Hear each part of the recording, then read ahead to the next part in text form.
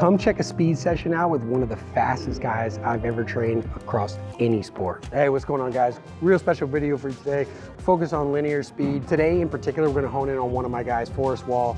Been with me for a number of years now, really focused on, he's already fast, right? But we've been able to really kind of focus in on his ability to get more bags. And he's put up the numbers. He's literally across any of the sports that I've trained, track, football, all of them. He is literally by far and away one of the fastest guys I've had come in through these doors. And you wouldn't be able to tell by looking at him or his demeanor, but he is literally a absolute dude when it comes to speed. So let's get into a speed session here. All right, guys, so before we get right into that session, what I wanna do is I wanna break this down for you and show you how I kind of put together his training session for speed. So number one, we start pretty much all of our linear speed sessions off with a prep series, right? So after the dynamic warm-up, whatever the modality we're focused on, whether it be change of direction, linear speed, plyometrics, we're doing some level of preparatory work to be able to enhance the work ahead. Now, for this, we're gonna do a series of linear pogos, right? So we have bilateral, we have pulsing, we do alternating, we even go into our single leg and then our single leg hops, really to just on a low level prepare the lower limb. All right, here we go, pulsing pogos. Every other one is high. Give me big bounce here. Second one is high. Big pop, set yourself up.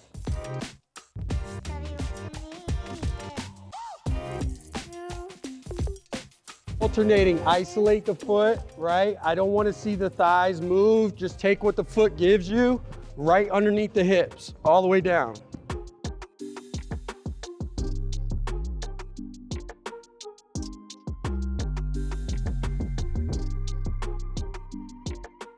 So now alternating, right, for power, give it juice. Now the thighs are moving, get a lot more bounce. You're still bouncing off the ball of the foot. Here we go, 10 yards down, heel walk back.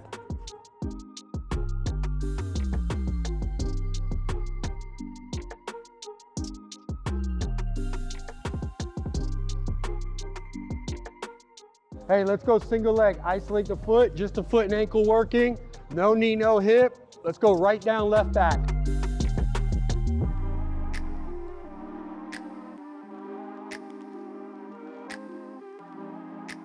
Let's go single leg hops, whole leg involved. Ankle, knee, hip, absorb the ground.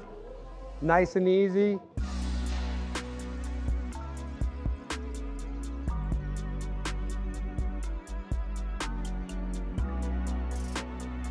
Next, after that, I start to move up the kinetic chain. So across the knee and the hip joints, we're gonna get more into our plyometric series. And these are all, again, going to be to enhance his ability to sprint linearly.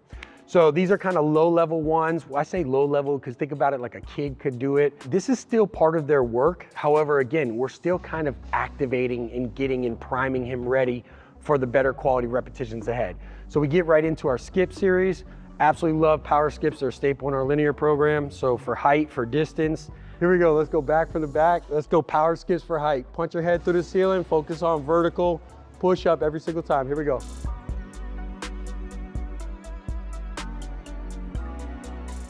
All right, distance, push out, guys. Remember, belt line stays parallel to the ground. Everything is focused on being able to pull now. The other one's pushing up. This one's pulling with the glute the entire time.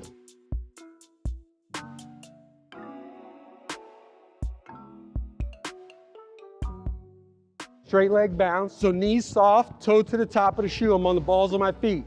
Remember, I'm pulling, right? Punching that shin forward, and I'm pulling with the glute. So I want to focus more on the claw than kicking the leg up. So I want to focus on clawing and pulling behind me more so than just kicking the leg up, all right?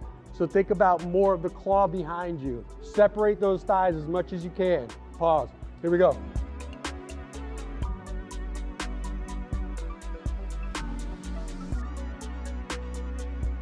Then we go into our A skip, B skip. These are a little bit more pattern oriented.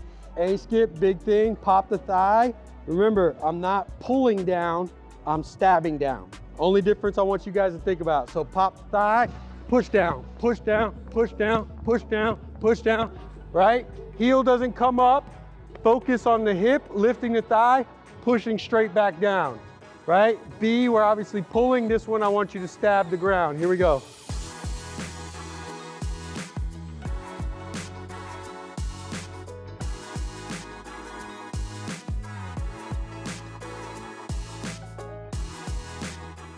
B, now we pull.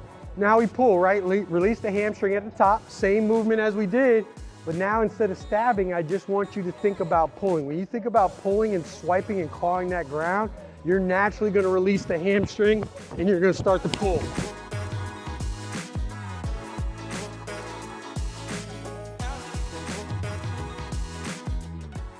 Then we get into our straight leg bounds. And then from our straight leg bounds, we get into our more aggressive bounding, where we go bounding for distance. And then we also have bounding for height.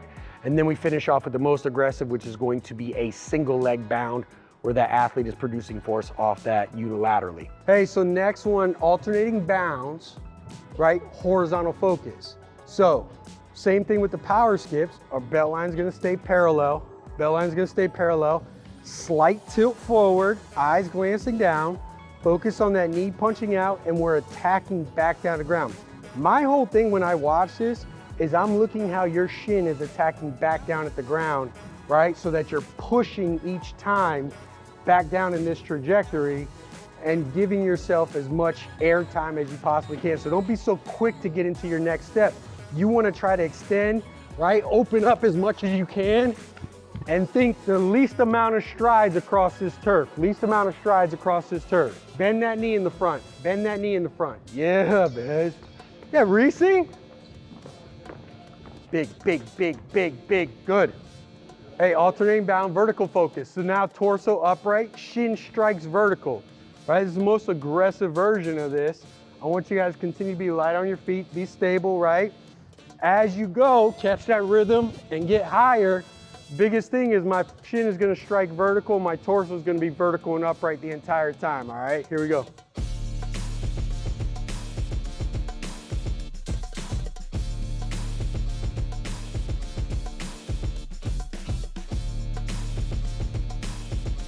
Hey, last one, we got one each side, single leg bound.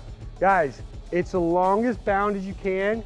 You're not necessarily going high. I want you to think about pulling. That leg is going to whip into a full cyclical motion, right? So you're gonna wanna pop the thigh, raise the knee, right? And naturally it's gonna strike and you're gonna cycle back behind every single time. So you gotta make sure you pull that knee through in drive phase every single time. Don't just hop with a straight leg. That's not what we're looking for. You gotta go ahead and pop the thigh and it's naturally gonna cycle so that you get into the next one, all right? Try to think long too. Start off easy and then you can start giving it some juice. Here we go. Walk back each time. One down, the other one back.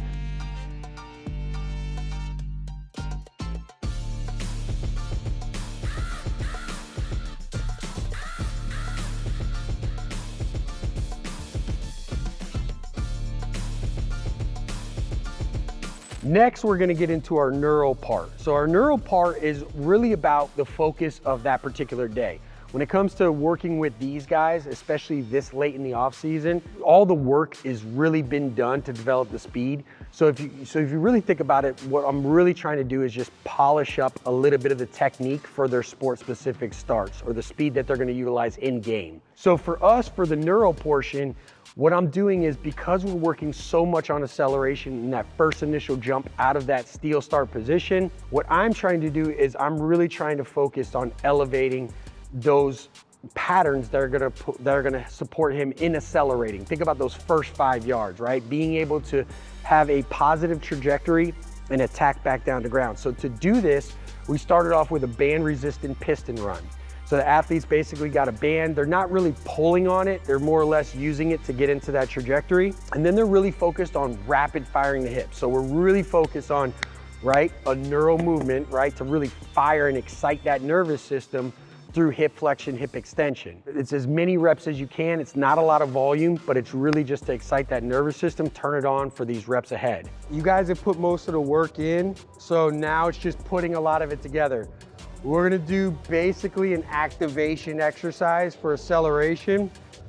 I want you guys firing off with the right pattern. So we're gonna go band resisted piston run. All right, so you're gonna go about 5 yards but it's as many reps as you can in 5 yards. Principles I want to see. Same thing we just did, so rib cage over to pelvis, chin tuck, eyes down.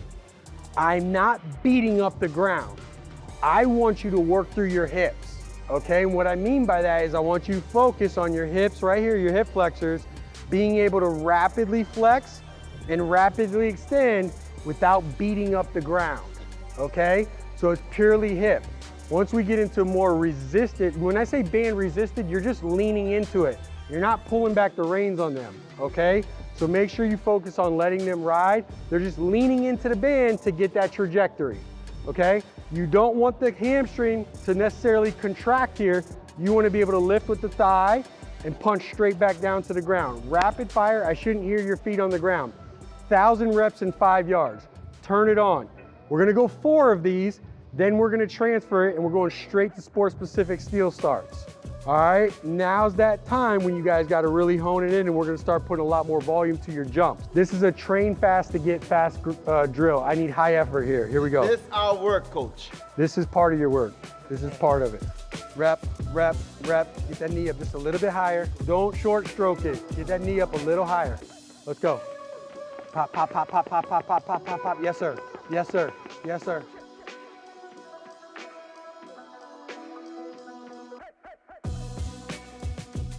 Then the other component of acceleration is that big push. So once that foot strikes the ground, being able to focus really hard on that push. So one of those drills that I love to be able to work that is gonna be the band resisted single leg bound. Now this is an extremely aggressive drill. However, since we're using it as more of a neural to excite the nervous system, I'm not doing it, 15, 20 yards. I'm only doing it 5. So they're only doing about 4 or 5 reps on each side for, let's say, 2 to 3 sets. And this is really gonna get them focused on being able to enforce that pushing motion after they strike the ground at that positive trajectory. That one was just working basically right hip flexion, rapid, all about speed. Second component to it is the push. So after foot strikes the ground, I'm actually staying on the ground a little bit longer and actually pushing through that motion. Best drill for band resistant for this is that single leg that we've been working, right? So that's where you're punching, getting a good forward lean, punching that single leg back down into the ground and really focused on the actual push. So it's that last segment of just trying to project yourself this way. I don't want to fatigue you guys hard here. I'm only gonna go, you're gonna shut it down after 5 yards. After 5 yards, but I wanna go 2 each side. So it's gonna be 4 total reps. Instead of 2 reps, 1 each side, we're gonna go 4 total, but I only need 5 yards. I just wanna turn it on.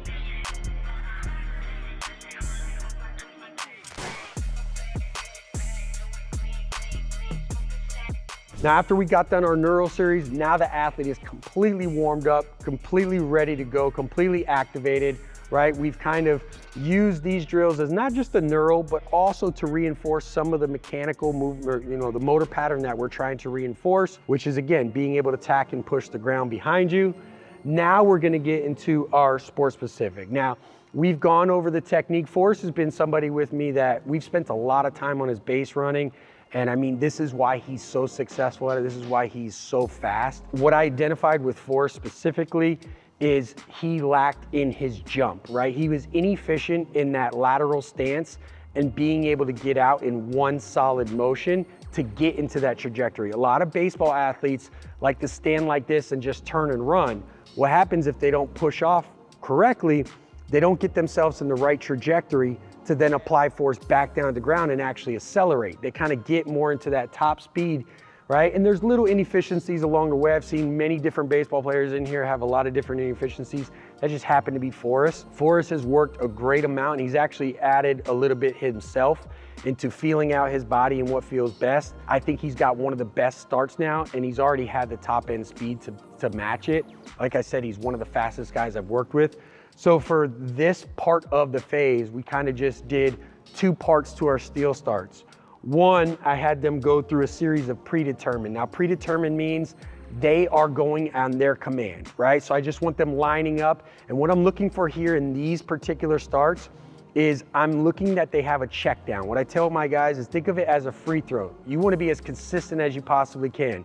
So how you come out, right? How you come off the base, how you settle your feet, how you get into your stance, how your stance is, where your arms are, where your hips are. All of that should be a level of consistency. So you want to be able to duplicate that every single time. So when it's predetermined at this stage, I'm just looking for them to have those positive habits that are going to set them up in a consistent run. First 4 reps, predetermined. You guys know what you're doing, right? I want all good principles. I want you to set up, just like we talk about free throw. Have everything predictable and consistent, all right? So line up behind the line, walk yourself up, get yourself in position, settle your feet. It's on you. You don't have anything else to worry about. Again, like I always say with the free throw, you don't go to the free throw line, right? Dribble 3 times, put it through, and then the next time fucking put a spin on it. You do the same thing every single time, Same thing goes here. All you guys, I don't even have to explain this when you get up to the plate, but you get what I'm saying? Same thing every single time. It's no different here. That's what allows us to be more predictable, more consistent, right? Set up, put yourself in position, get your feet ready. All the same principles we've been working on all off season. Take off. I want you to run hard through 5. Then you can shut it down, decelerate the rest of the way. And then we're gonna get more into reactionary stuff. So I got 4 of these. 4 of these. Give me good ones. Let's go.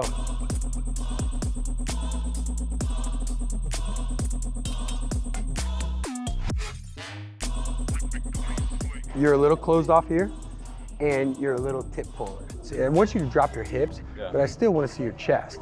The more bent over I am, look at my shoulders, look at my body. Has to go out and then forward. If I'm sitting into it, but I'm upright, I can shoot straight into that trajectory as opposed to swinging around and going. That's all.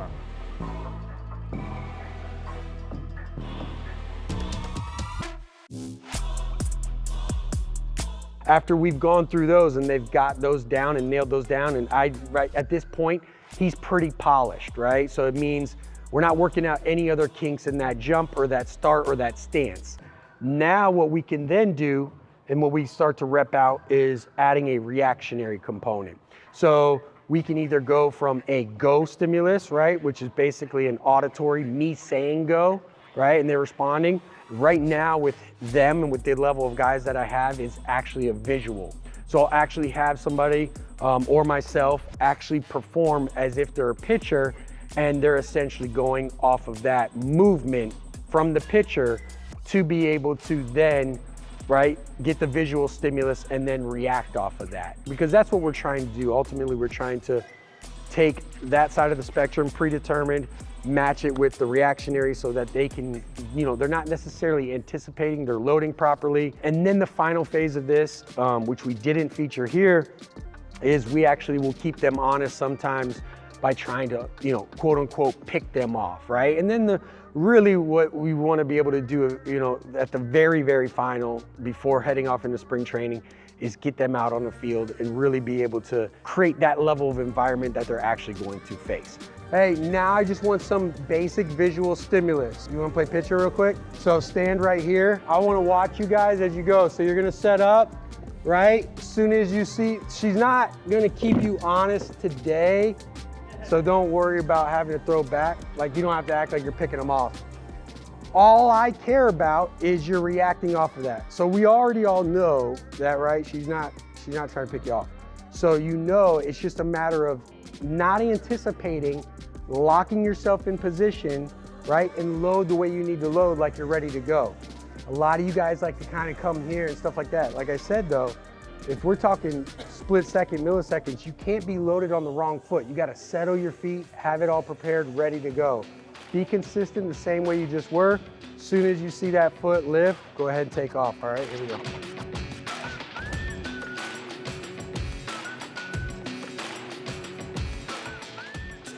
Good jump, good jump. Where are you placing your eyes? What are you paying attention to? Start locking all those things in practice. What you do in practice unconsciously, you do consciously in game. Let's go. Good jump.